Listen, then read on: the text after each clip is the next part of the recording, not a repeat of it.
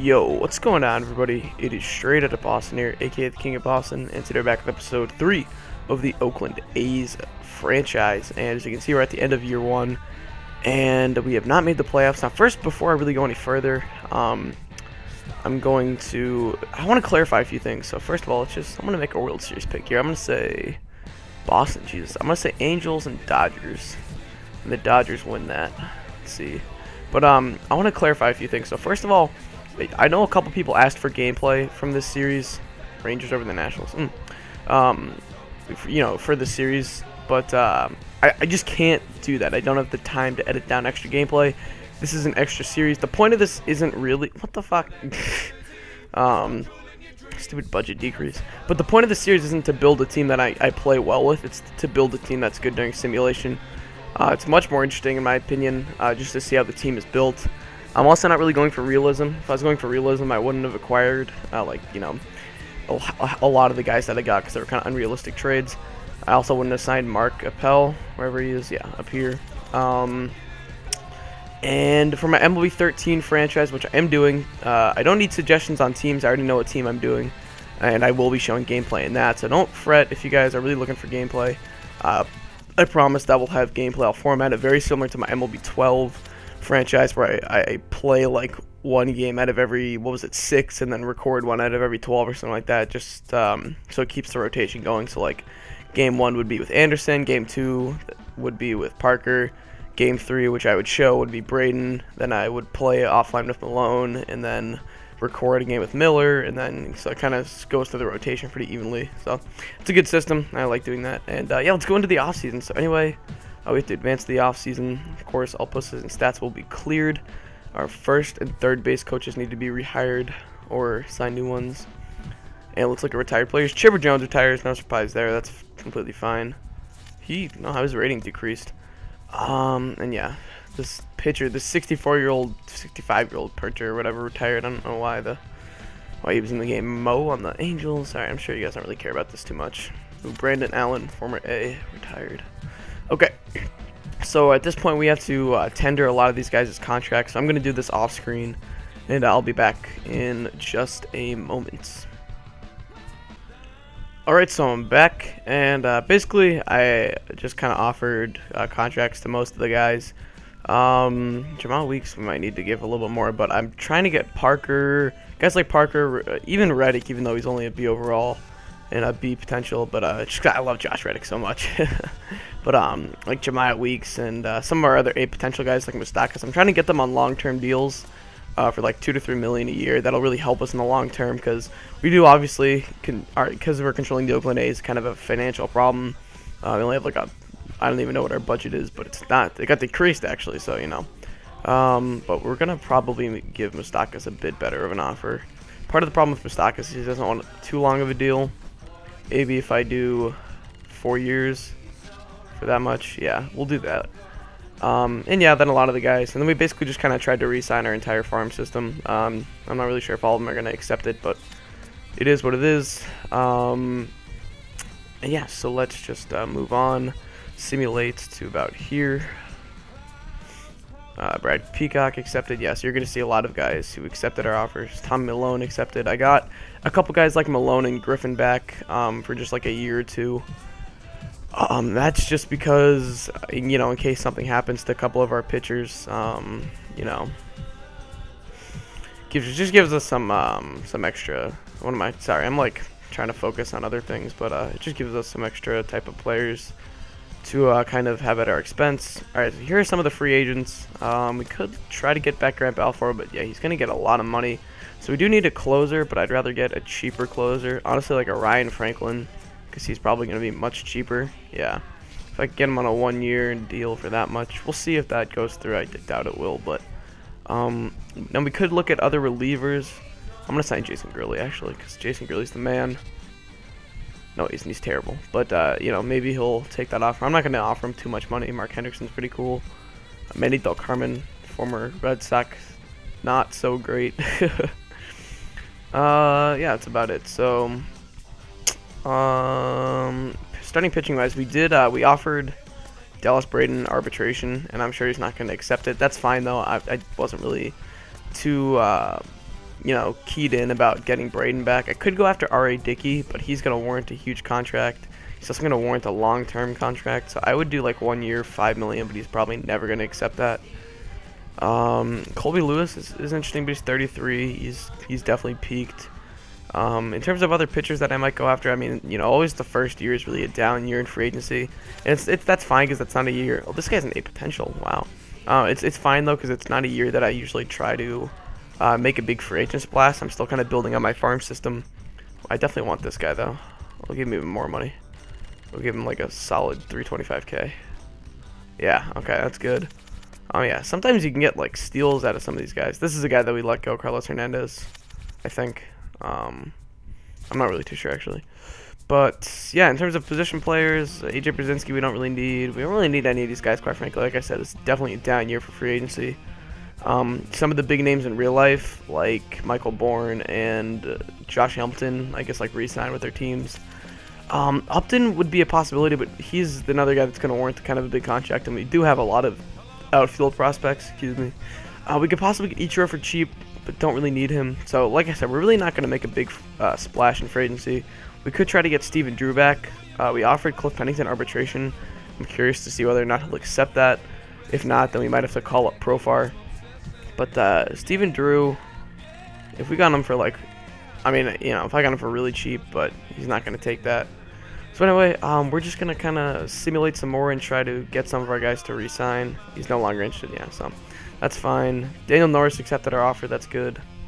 And the rest of the guys that we tried to re-sign, at this point, if they haven't re-signed, they're more than likely going to, oh, okay, we have to set our 40-man roster. They're more than likely probably just going to have their contracts renewed.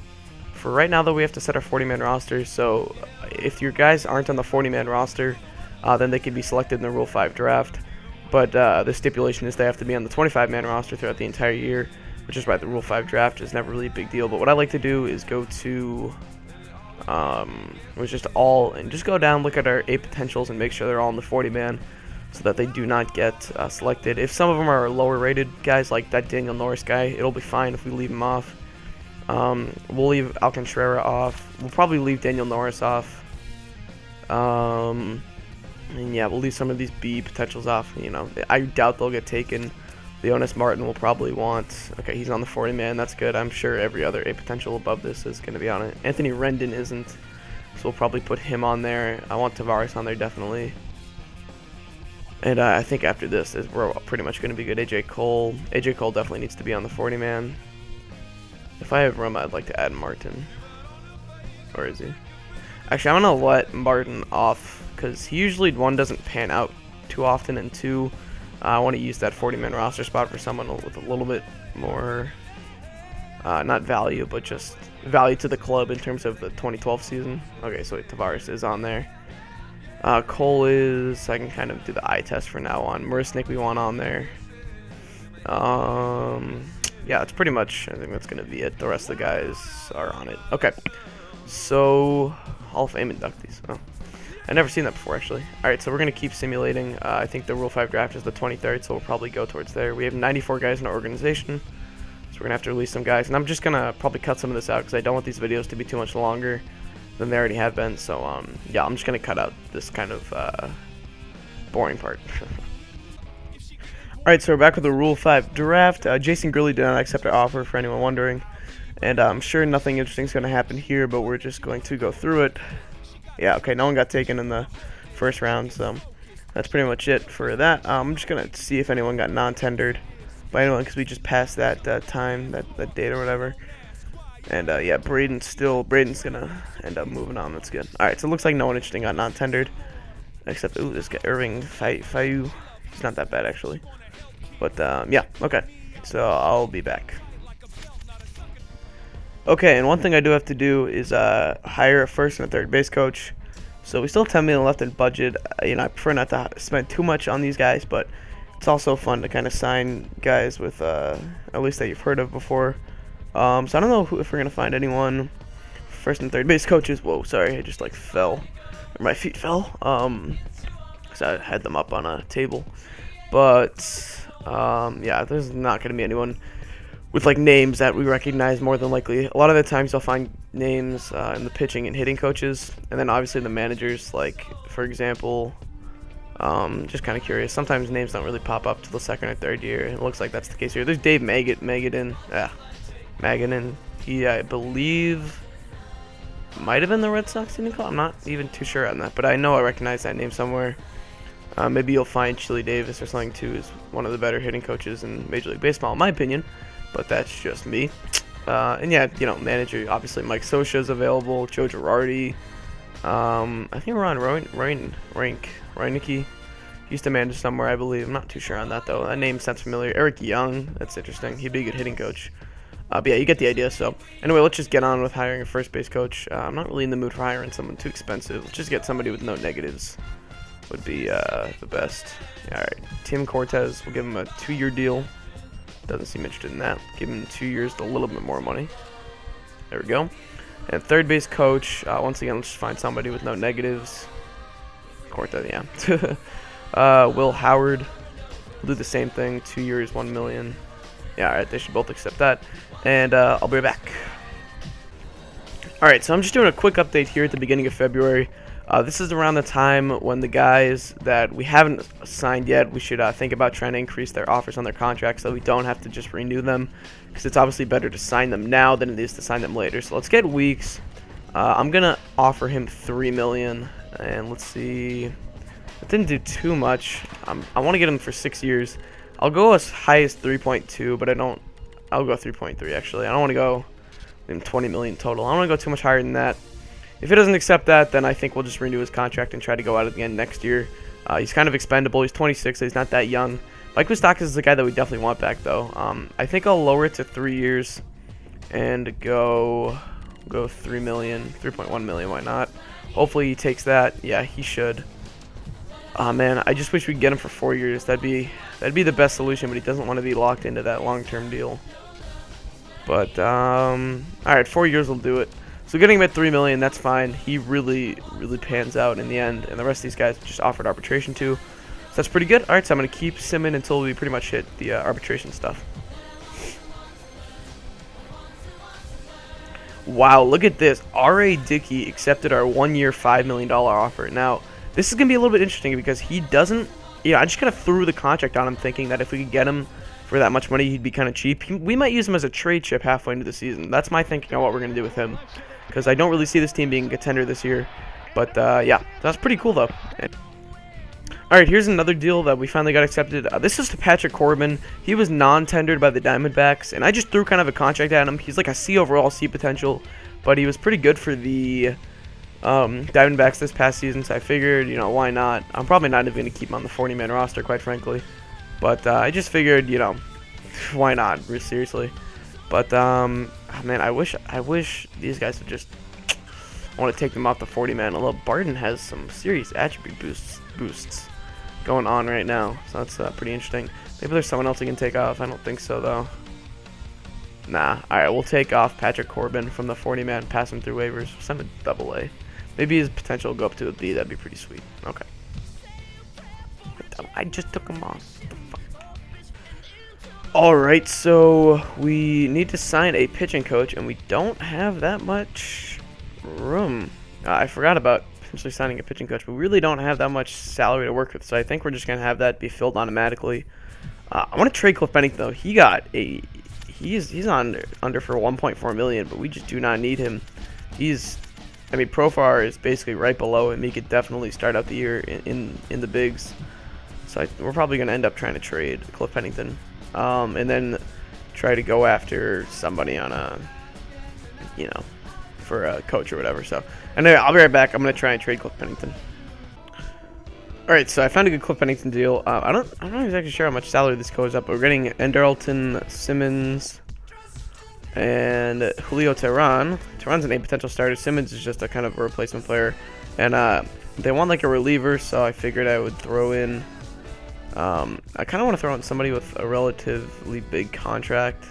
Maybe Wade Davis. Davis has kind of a big contract for a reliever. Especially for a guy who didn't do too well last year. And if we can get, what is it, Christian Martinez. I want Martinez because he's cheap. We can get Martinez, yeah, and we'll throw in that Nate Long guy. They seem to like him. Yeah, okay, so we're clearing up a bit of salary here, and that's a good deal. So we give up Wade Davis, but we get a pretty much an equal reliever back, and now we can hire a pitching coach. So we have $3 million left available for our budget. We're gonna hire somebody just with some positives who isn't going to cost us too much. Although it's hard to find guys with too many positives or whatever, just no negatives really. I saw one guy with, yeah, look at this, a couple guys with all negatives. So maybe we have to go farther back to the top. These guys are going to cost a lot though, 993k. I don't know if I want to give that much, if I can find, even just like this guy who only has -1 hits per 9, although I find hits per 9 pretty dang importante. Yeah, we're going to do that Kyle Griffin guy. We'll give him a 1-year deal, if you would accept that. 1-year deal. You know what, actually, because if he's gonna get 800,000, I might as well just pay 900,000 to one of these guys. +2 stamina, +2 pitching clutch. I'll take +2 stamina for 2 years, 990k. Okay, how about 2 years, million? About 2 years, 1.1 million. Okay, so those guys likely be hired, and I'm just gonna stay with us till the end of the offseason. Of course, we have 40 guys in our 40 men. Why wouldn't we? Let's get Brandon Injured, Derek Barton. I think Inge. We're gonna remove Inge. Possibly trade Inge. It'd be interesting. All right, we got that pitching coach Shane Anderson and Inge cleared waivers. All right, now we want to. I'm surprised Moustakas isn't taking our deal, but we're gonna end up just probably renewing these guys' contracts. So I'm gonna give Weeks the lowest amount I can, because we just really don't have that much available budget. We're gonna have to make room for them next year. It would not be, yeah, okay. So yeah, we're gonna have to make room for those guys next year by clearing some more salary, because we definitely want those 2 guys back.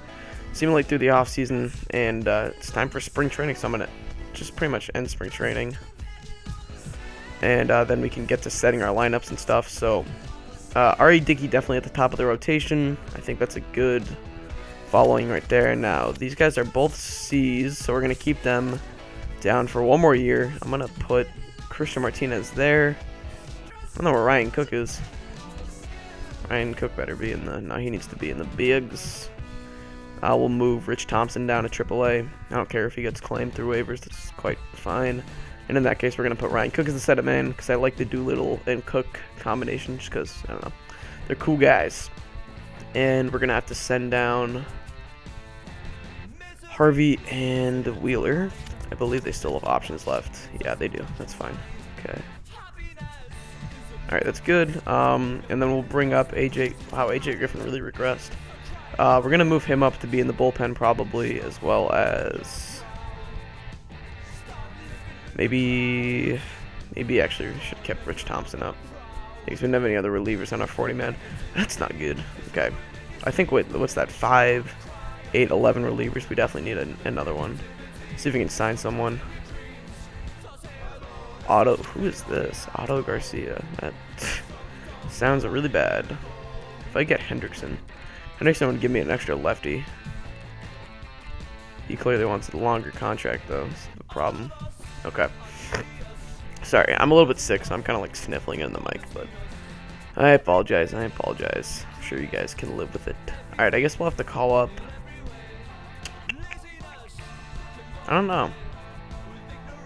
Maybe, yeah, maybe one of these guys, Straley or Peacock. I like Straley personally more in real life, so I'm gonna bring Straley up. He can be in the bullpen. I'll make him a middle reliever. So he does, and then lineup wise, it's gonna be very similar to last year's. So we'll do. I want the opposite of that, because actually it really doesn't matter. They both have similar power. I usually like to keep the guys who can drive the ball a little more in the 2-hole. Moustakas is definitely hitting third, followed by Cespedes, and then probably Reddick. And we need Darnod to break up the righty-lefties. After that, I don't know why Martin thinks he should be here, but yeah, then Profar is going to start at least for the season, at least the beginning of the season. Do we need another left fielder? I guess we do. Although, what's Gary Brown? He's C. Alright, I might have to go out and make a trade for a left fielder, so I'll be right back. Alright, so we're going to go out and get one of my favorite players, Scott Podsednik. I chose him over my other option, which was Chris Davis. Just because based on the hitting stats, I'd rather have a contact hitter because he's going to hit at the bottom of my order, bottom of my lineup. Although the contract is a little bit bigger. Actually, that's a 2-year contract, and I'm not sure about that. Davis is on his final year, so actually in that case, I'd rather have Davis. We're just going to trade away one of our bad relievers, probably Jesse Chavez. Yeah, we're going to do Jesse Chavez, and I don't know if we're... As always, I'm just going to try and see if I can, like, snag somebody else out of this deal. I doubt it'll happen. But, hey, if they want to give us Dylan Bundy, that's fine by me. I'll give you fucking... Excuse my French.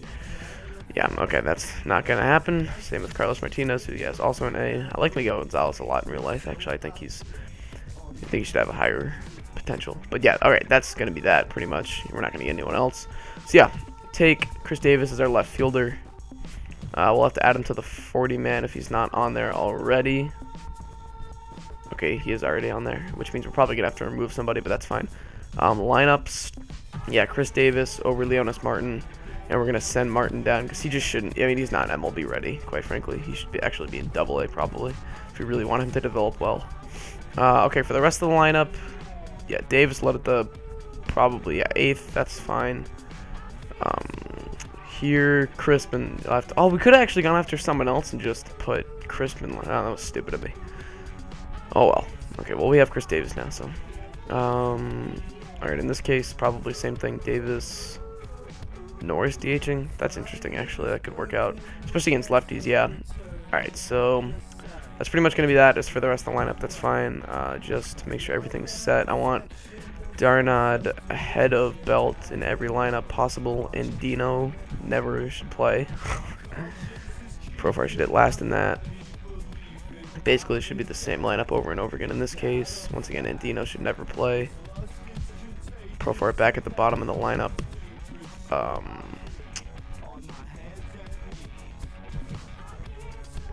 Yeah, that's good.